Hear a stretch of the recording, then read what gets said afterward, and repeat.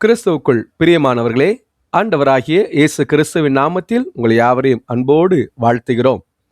இந்த லெந்து காலங்களிலே ஒவ்வொரு நாளும் சாமுவேல் பவுல் ஐயர் எழுதிய ஆத்தும நேசரின் அங்க மகத்துவம் என்ற புஸ்தகத்திலிருந்து சிலுவை தியானங்களை நாம் கேட்டு வருகிறோம். இந்த நாளிலும் 12ஆம் நாள் தியானத்திற்கு ஆதாரமாக ஆத்தும நேசரின் தோள் என்கிற தலைப்பின் கீழாக தியானிக்க இருக்கிறோம். இதை தொகுத்து வழங்குகிறவர் Reverend David Paramanandam, Diocese of Bombay, Church of North India, Mumbai, India. Produced by Gamaliel Bible College, Mumbai, India. இந்த நாளின் தியானத்திற்காக நாம் ஜெபம் செய்வோம். எங்கள் அன்புள்ள பரமபிதாவே, எம் ஆத்தும நேசராகிய இயேசு கிறிஸ்துவின் திருப்பாடுகளை தியானிக்கும் இந்த வேளையிலே எங்களோடு இரும். சிறப்பாக வழிதப்பி போன ஆடுகளாகிய பாவிகளை தன் தோளில் சுமந்து வந்த உமது குமாரனின் பேரன்பை நினைக்கிறோம். உலகத்தின் பாவ சுமையும் நாங்கள் அடைய வேண்டிய மரண தண்டையும் ஒரு பாரமான சிலுவையாய் உமது தோளின் மேல் விழுந்ததே. அந்த பாரத்தின் மௌனமாய் ஏற்றுக்கொண்டதால் தான் இன்று எங்களுக்கு இளைப்பாறுதல் கிடைத்திருக்கிறது. ஆண்டவரே, இந்த தியானத்தின் வழியாக உமது தோள்களில் நாங்கள் கண்ட பாதுகாப்பையும் நீர் சுமந்த வேதனைகளையும் உணர கிருபை தாரும். மீட்பர் இயேசுவின் நாமத்தில் ஜெபிக்கிறோம் பிதாவே, ஆமேன்.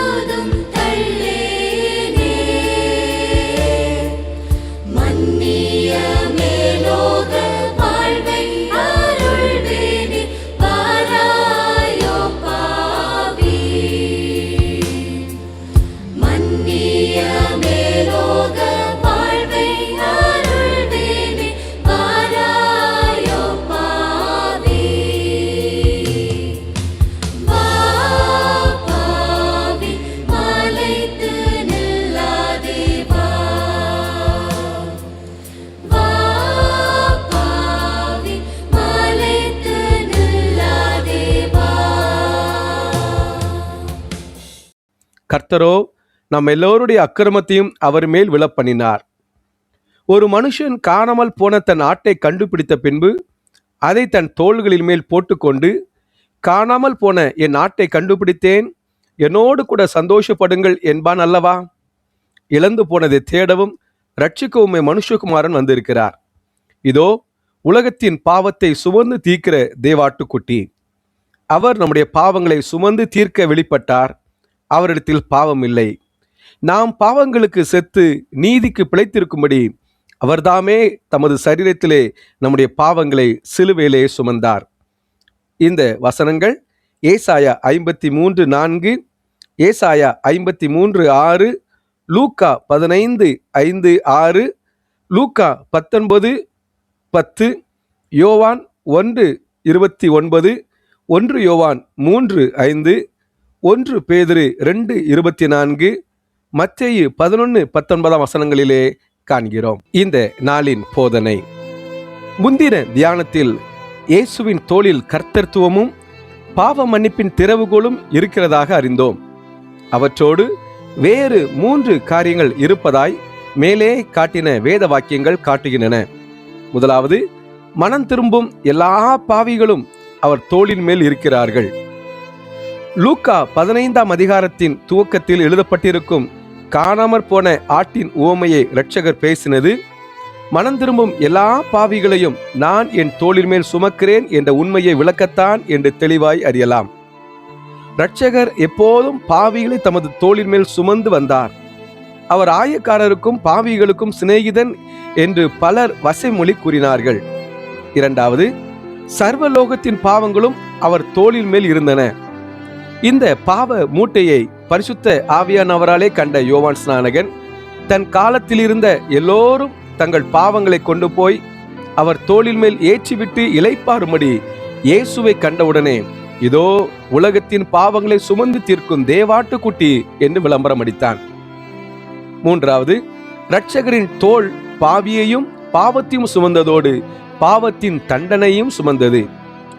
நமக்கு சமாதானத்தை உண்டு பண்ணும் ஆக்கினை அவர் மேல் வந்தது என்று ஏசாயா சொல்லுகிறார். நமது பாவத்தின் நிமித்தம் வரவேண்டிய தேவ தண்டனைகள் அனைத்தும் அவர் தோள் தாங்கினது. நம்முடைய பாவத்தின் தண்டனைகள் அனைத்தும் அவர் தோளில் மேல் இருந்ததற்கு சிலுவையே அத்தாட்சி. இந்த நாளின் தியானம். ஆத்துமாவே, கர்த்தத்துவ மகத்துவத்தாலும் பாவ மன்னிப்பின் திறவுகோலாலும் அலங்கரிக்கப்பட்ட இரட்சகரின் தோள் அதனோடு கூட பாவிகளாலும் பாவங்களாலும் பாவத்தின் தண்டனைகளாலும் நிறைந்திருக்கிறது. இவை மூன்றும் ஒன்றின் மேல் ஒன்றாய் ஆத்தும நேசரின் தோளில் இருக்கும் மகத்துவங்கள் மேல் இருப்பதால் அவருடைய கர்த்தத்துவத்தின் மாட்சிமை உலகத்தின் கண்ணுக்கு தெரியவில்லை. இந்த 3 கார் மேகங்களும் அவருடைய தெய்வீக கர்த்தத்துவத்தின் ஜோதியை மூடுகின்றன. இரட்சகா, என்னதான் மூடினாலும் என்ன, நான் உமது கர்த்தத்துவத்தை காண்கிறேன். நீர் என் ராஜா, நான் உமது குடியானவன். நீர் என் எஜமான், நான் உமது ஊழியன். நீர் என் மேய்ப்பன், நான் உமது மந்தைய நாடு. இப்படி என் ஆத்துமா உணர்கிறது. பாவியாகிய நானும் என் பாவங்களும் அதன் தண்டனைகளும் எல்லாம் இரட்சகரின் தோளின் மேல் இருப்பதால் நான் ஆக்கினைக்கு தப்பினேன். நான் என் இரட்சகரின் தோளில் இராவிட்டால் என் தண்டனை என்னுடைய பாவத்தின் மேல் மோதும். பாவம் என் மேல் மோதும், நான் அழிந்து போவேன். என் பாவம் தன் ஆக்கினைகளை சுமத்தும்படி என்னை பின்தொடர்ந்தது. நான் பயந்து அவ்வாக்கினைக்கு தப்பும்படி இரட்சகரண்டை ஓடி வந்தேன். ஓடி வந்த என்னோடு என் பாவமும் தண்டனைகளும் தொடர்ந்தன. நான் விரைவாய் ஓடி அவர் தோளின் மேல் அடைக்கலம் புகுந்தேன். என்னோடு என் பாவமும் தண்டனையும் ஏறிக்கொண்டன. அவர் என்னை சுமந்தார், என் பாவத்தையும் சுமந்தார், என் தண்டனையும் சகித்தார். நான் பிழைத்து கொண்டேன். என் பாவம் மகா பழு உள்ளது. அது 3 எழுத்துக்களைத்தான் உடையது. பழுவிலே கனத்தது. பொருளாசைக்காரன் விரும்பும் எல்லா பணத்தையும், மதுபானக்காரன் விரும்பும் சாராய பீப்பாய்களையும், கொலைக்காரன் விரும்பும் பிணங்களையும், விக்கிரக ஆராதனைக்காரன் விரும்பும் எல்லா விக்கிரகங்களையும், விபச்சாரக்காரன் விரும்பும் வேல்சிகளையும், காணி பூமியை விரும்புகிறவனுக்கு அவ்வளவு பூமியில் உள்ள மண்ணையும் கல்லையும் தோளில் மேல் ஏற்றி பார்ப்போம். அவை எவ்வளவு பழுவோ அதுவே அந்தந்த பாவங்களின் சரியான பாரம் என்று சொல்ல வேண்டும். இவ்விதமாய் பாவத்தை நிறை போட்டால் நாம் மனதினாலும் வார்த்தையினாலும் செய்கையினாலும் செய்த பாவங்கள் எவ்வளவோ பழுவாகும். ஆத்தும நேசரின் தோள் சர்வலோகத்தின் பாவ பழுவையும் தாங்கிற்று. இரட்சகர் தமது தோளின் மேல் ஏறும் பாவி, பாவம், தண்டனை என்று மூன்றில் ஒன்றை நேசித்து அணைக்கிறார். ஒன்றை பகைத்து எரிந்து விடுகிறார், ஒன்றை சகித்து முடிக்கிறார். பாவியாகி என்னை நேசித்து அணைக்கிறார். என் பாவத்தை பகைத்து தமது முதுகுக்கு பின்னாலே எரிந்து விடுகிறார். என் தண்டனையை சகித்து நிறைவேற்றுகிறார். ஆகையால் ஆத்துமாவே, இரட்சகருடைய தோளை விடாதே, அவர் உன்னை துரத்த மாட்டார். பிடித்த பிடியை விட்டால் அது உன் தப்பிதம்தான். நான் தொங்கும் இயேசுவின் தோளின் பக்கத்தில் ஒரு சிங்கம் உட்கார்ந்திருக்கிறதே, அது ஏன்? அவர்தான் கர்ச்சிக்கிற சிங்கமாகிய பிசாசு. உன் கை எப்பொழுது வலுவும்? நீ யூத கோத்திர சிங்கத்தின் தோளிலிருந்து எப்பொழுது விளங்குவாய்? விழுங்கலாம் என்று இருக்கிறான் அவனுக்கும். ஆத்துமாவே, பிடித்த பிடியை விட்டு விடாதே, விட்டால் தொலைந்தாய் என்று ஒரு தேவதூதன் என்னை எச்சரிக்கும் சத்தத்தை என் ஆத்துமா கேட்கிறது.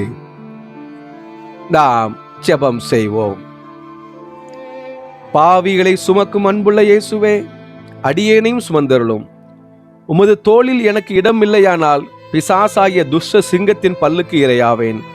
யோவாபும் அதோனியாவும் தங்கள் ஜீவன் தப்பும்படி பலிபீடத்தின் கொம்பை பிடித்தார்கள். நான் என் ஜீவன் தப்ப உமது தோளை பிடித்து தொங்குகிறேன். அடியேனை புறக்கணியாதையும்.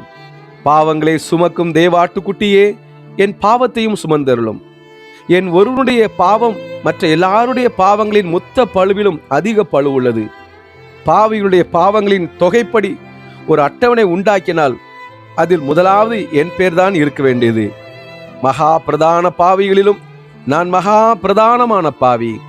பாவங்களை முழு பகையாய் பகைக்கிற இயேசுவே, அதோடு என்னையும் பகையாதபடி வேண்டுகிறேன். உமது தோளில் இருக்கும் என் பாவங்களை நீர் மறைக்கும்படி உமது முதுகுக்கு பின்னாலே எரியும் போது என்னையும் எரிந்து விடாதபடி பிரார்த்திக்கிறேன்.